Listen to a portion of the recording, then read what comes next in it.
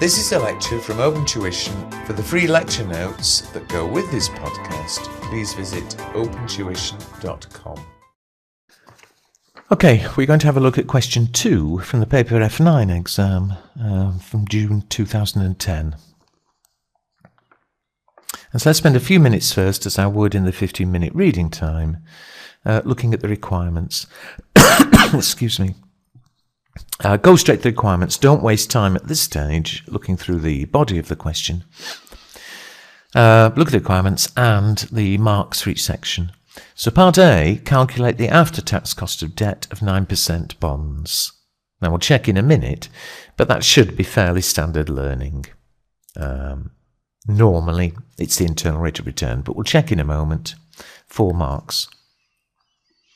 Part B, calculate and comment. So note 2 things there. On the effect of the bond issue on the weighted average cost of capital, stating any assumptions that you make. So 3 things there. Calculate the effect on the weighted average.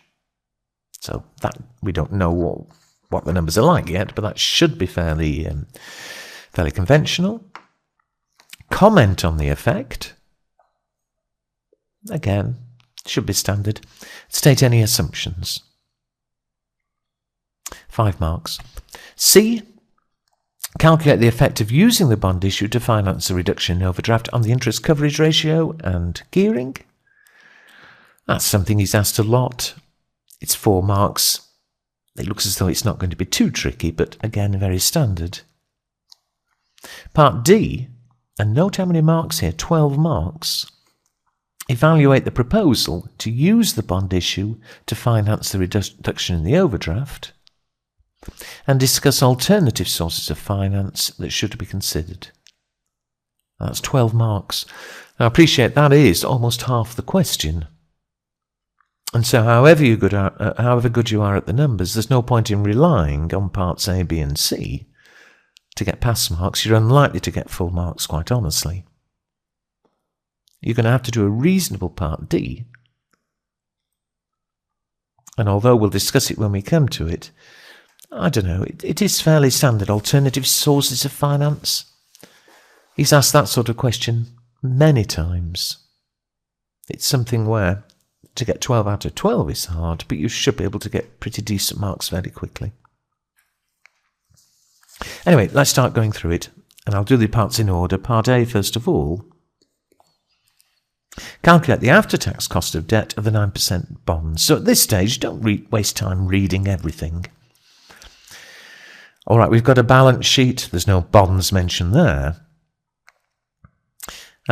We've been advised by our bank that our current overdraft limit is going to be reduced. Unable to find another bank willing to offer alternatives, we're planning to issue bonds. The bonds will be issued at the par value, the par or the nominal value of $100 per bond. There'd be interest at 9% per annum.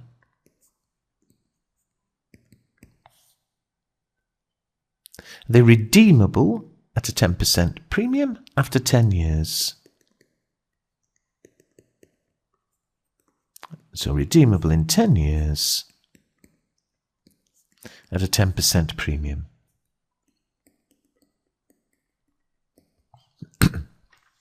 Well, again, you should be confident already that the cost of debt, when it's redeemable debt, as it is here, we set up the flows and work out the internal rate of return. So let's do it. I always do it on $100 nominal. It doesn't matter, but on 100 nominal.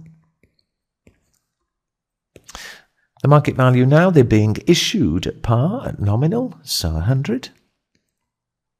There'll be interest each year for 10 years. Then 9% on 100, $9. However, there's tax towards the end of the question, 30%. So after tax saving of 30%, the net cost 70% or 6.3.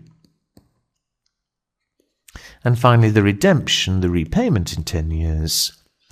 There's a premium on the par value of 10%. We'll repay 110. To get the internal rate of return, normal business, 2 guesses, and then approximate. Any 2 guesses will do the sensible. I'll guess at 5%. And so the discount factors, well, 100 is 100. But 5%, 10 years, so the annuity factor, 10 years at 5% is 7.108.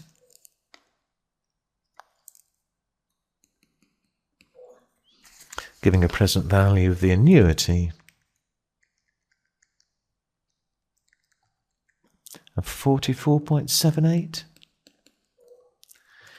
The redemption, the ordinary discount factor for 10 years at 5%, if I can find my tables. 10 years, 5%, 0.614. And so the present value, 67.54. And therefore the net present value,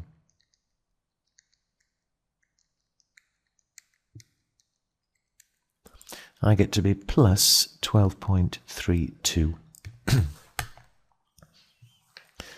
For internal rate of return, we need an NPV of 0, so let's make a second guess. I'll guess at 10%. The 10-year annuity at 10%, 6.145. The ordinary factor, 10 years, 10%, 0.386. So the present values, 6.3 times 6.145, 38.71, 110 times 0.386, 42.46.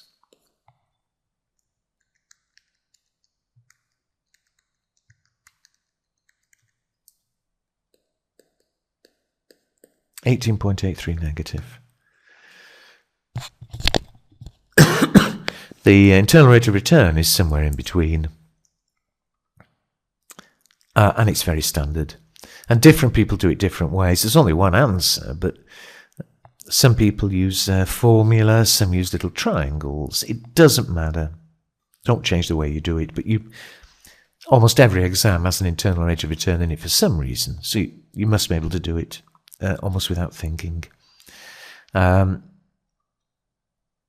Here, I'll show you the way I do it. We did it at an interest rate of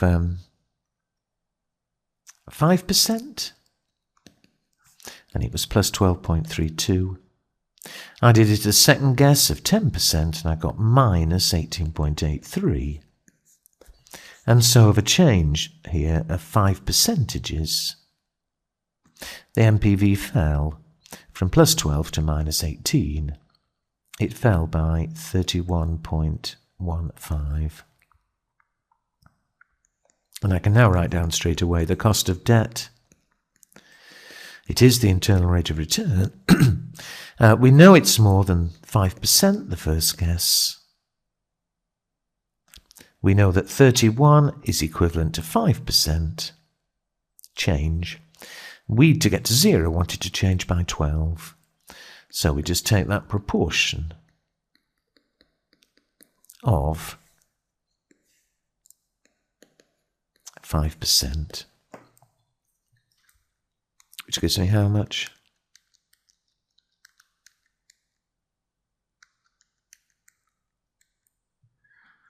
Sorry, my fingers went wrong.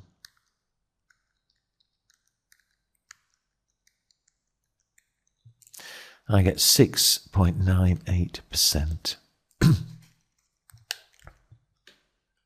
Now, just one small thing here. I mean, that's 4 marks, and it should be very quick.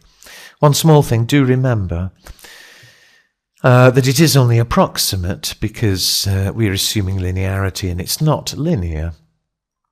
And so different guesses will get a slightly different answer. I mean, it is certainly about 7%. But if you chose different guesses, I think from memory, I think the examiner used 6 and 8%, and he got 7.1. Different guesses will get a different answer, but you won't lose marks. But because of that, do show workings. In one way or another, show what you've done. You'll still get full marks if you've approached it the right way. That was part A. Part B. Calculate and comment on the effect of the bond issue on the weighted average cost of capital. Now, if he says calculate and comment on the effect, he means on the change. So what we need to do is work out the current weighted average cost, and then the new weighted average cost, and then we can comment. So, what's the current weighted average cost? Well, if you look back at the balance sheet at the top of the question, the statement of financial position, there is no debt borrowing. I know there's an overdraft, but there's no long-term debt. There's only shares. And so, the current weighted average is simply the cost of equity.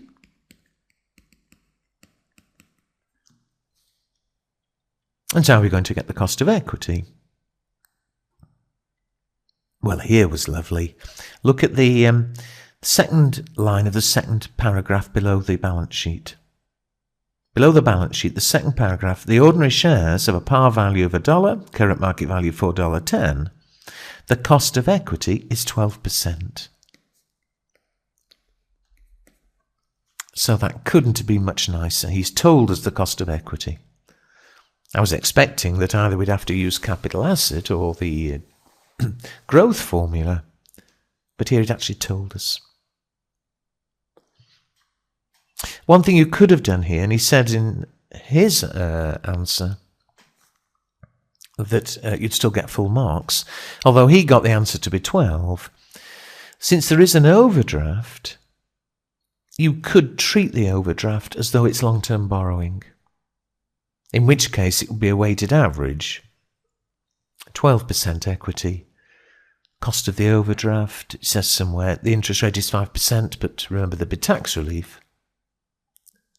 You could, if you brought in the overdraft, you'd still get full marks, but you weren't required to. However, what about the new weighted average?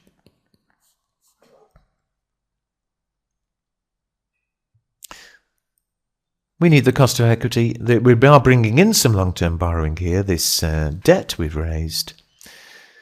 And so we need to weight cost of equity, cost of debt by the market values. So first of all, what are the market values in total of equity debt?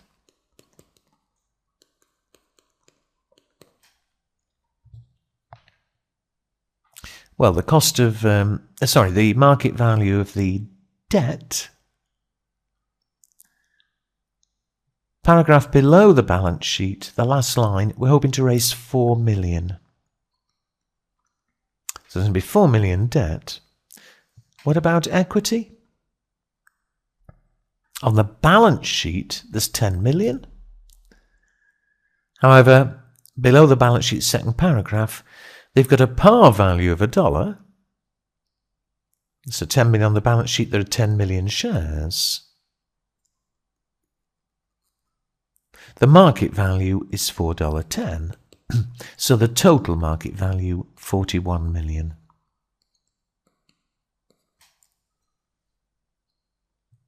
What about the costs? Well, the cost of equity is 12%. The cost of debt we've worked out is about 7%. And so the weighted average, weight by the market values,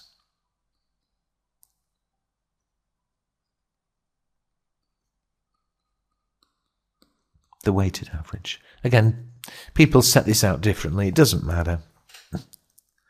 There's only one answer, but 12 times 41 divided by 45, 10.93, 0.62.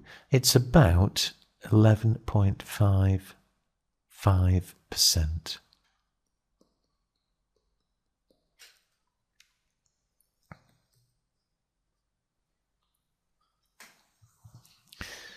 He wants us to comment on the effect and state any assumptions. Well, first of all, the bond issue has reduced the rated average cost of capital, which, remember, is the overall cost of borrowing.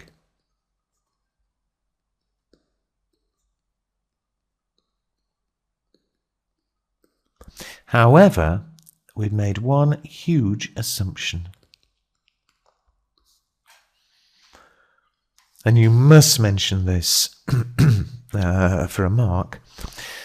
You should be aware that by raising more debt, we've increased the gearing of the company, we've created more risk for shareholders. And with more gearing, more risk, it is likely that shareholders would require a higher rate of return. And we've assumed it stays constant. We've assumed the cost of equity stays at 12%, despite the higher gearing.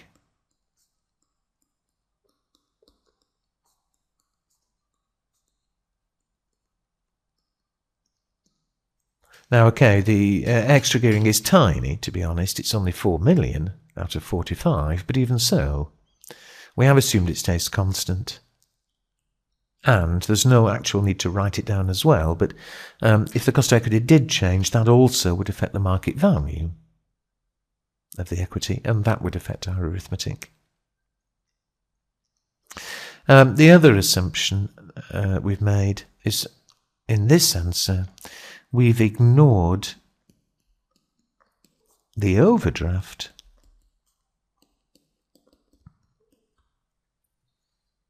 We've assumed it's just short term.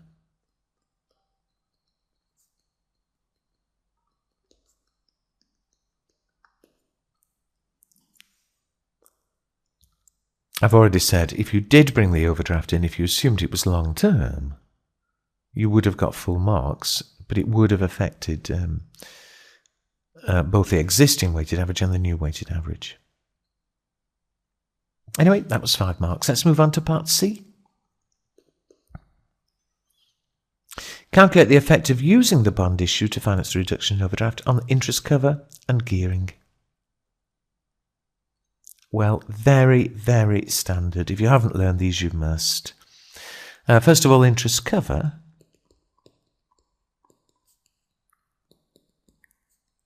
It's the profit before interest and tax divided by the interest. He wants the effect of it, so we need to know what it is currently and what it is in future.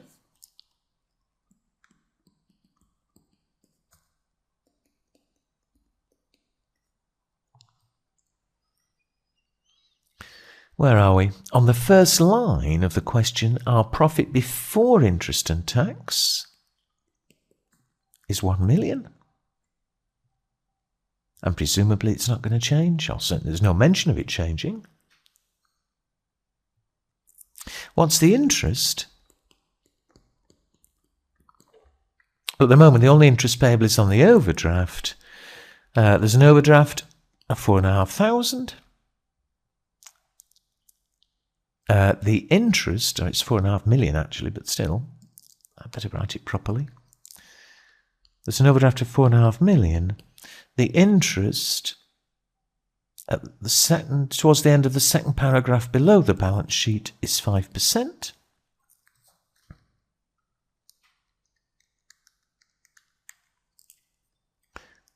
So 0.225 million, and therefore the interest cover at the moment. 1 million divided by 0.225 is 4.44.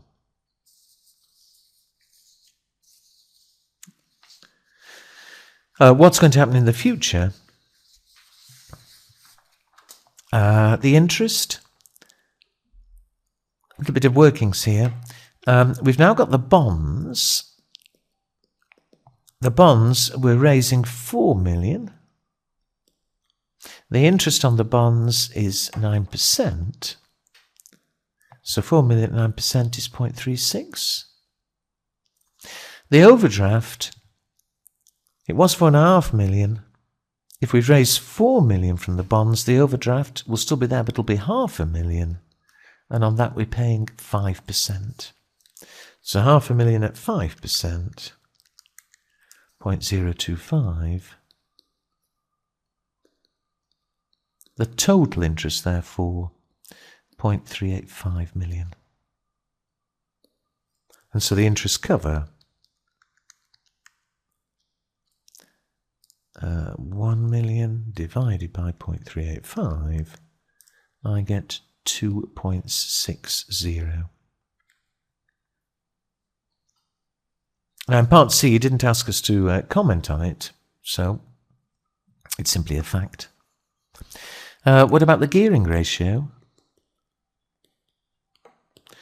Now you remember, gearing can be measured two ways, but he always tells you how. If you look back just above required, he's told us the average gearing of the sector,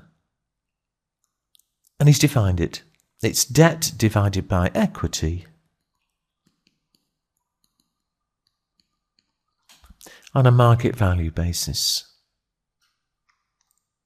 Now again, it's your choice whether to include the overdraft or not. He did it both ways, but if we do it without the overdraft, why make life difficult? You'd have got full marks. The current position,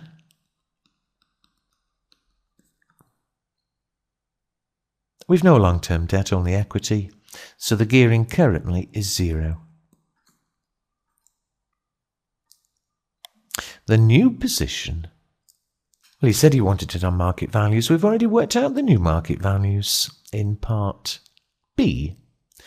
Debt is 4 million, equity 41 million on market values. So the new gearing ratio, 9.76%.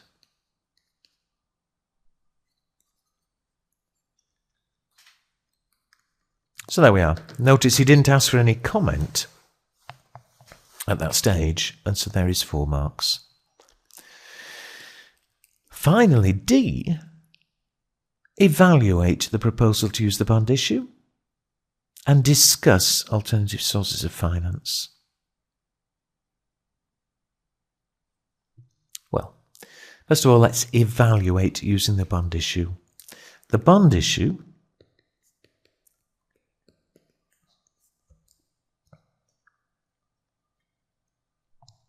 the obvious first bit of comment, he gave us sector averages and we've got interest cover and gearing for 2 years. And so I think the obvious thing is to comment on that. First of all, there is a large reduction in interest cover.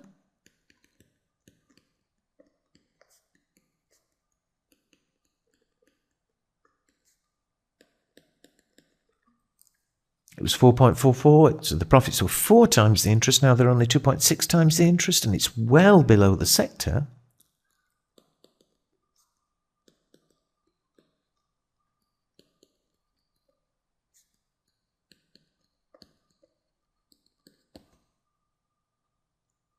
Well, that's a fact.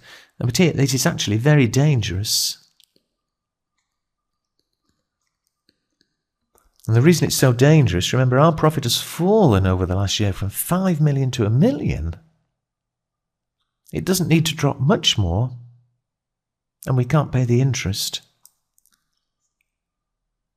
So it's dangerous, especially if profit before interest and tax continues to fall. It's very scary. That was interest cover. What about the gearing? The actual gearing ratio has obviously increased,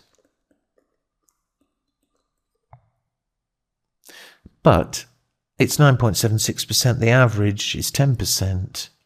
So it's about average for the sector.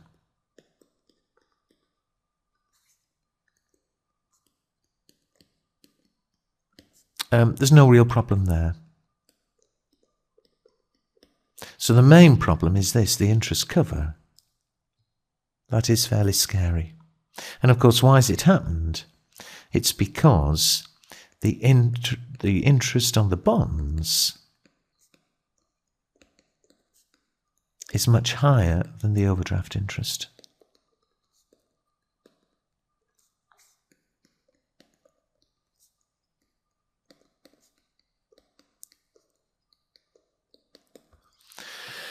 So, what are we going to do? We've no choice. We do need to reduce the overdraft. And so we need to get finance from somewhere. Bonds is one option. But it doesn't look as though it's a very good option because of this interest cover. So, should consider alternative sources of finance.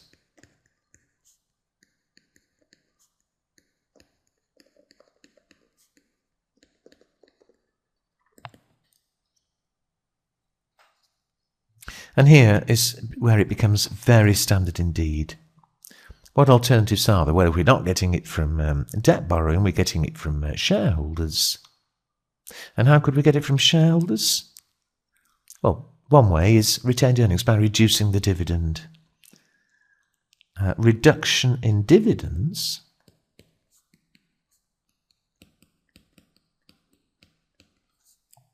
but a couple of things there. First of all, that's assuming they are currently paying a dividend.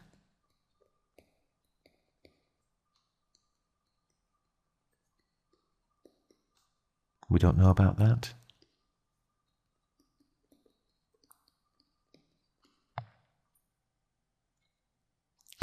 Secondly, of course, shareholders won't like it.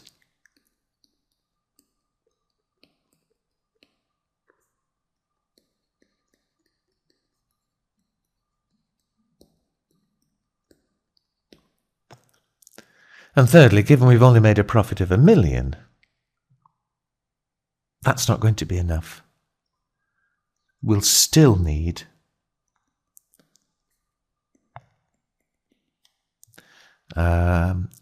extra finance.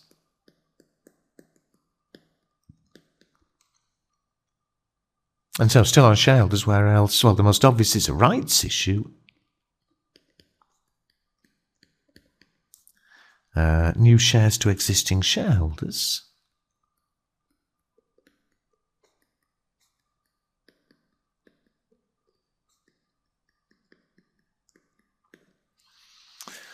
But, sorry, going on a bit, but it is 12 marks here.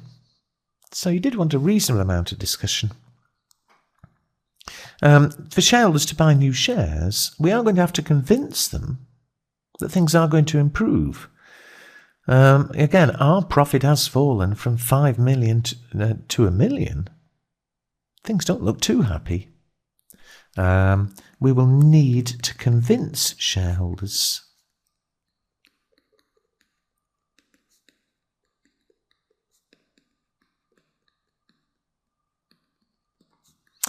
that profits will improve in the future.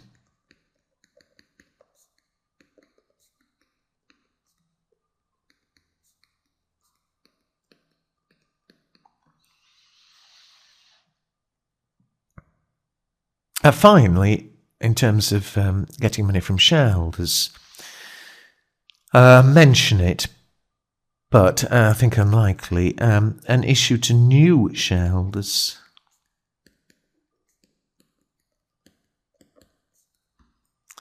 In theory, we could issue new shares to new shareholders, but unlikely to be attractive.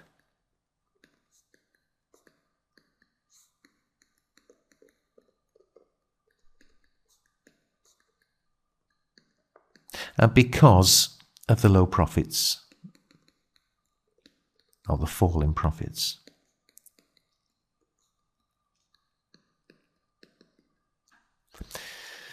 Now, there's certainly the bulk of the marks. We've said a bit about why. The bond issue isn't perhaps a good idea. Certainly the main alternative is shareholders. Any others? Well, I think the only other one perhaps worth mentioning, given that, remember, it is a listed company, is a standard thing you might consider is sale and leaseback.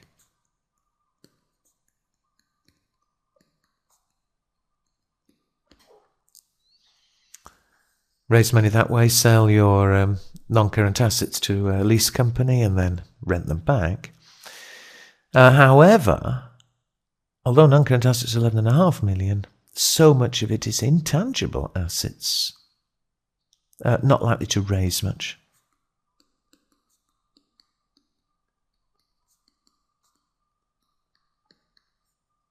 Or enough.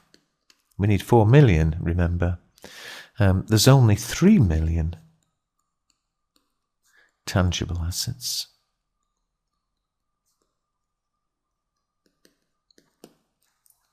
And there we are. I'm confident there I've got most, if not all, of the 12 marks. As always, have a read of his answer. There's always extra bits you can learn, but he always says more than he expects.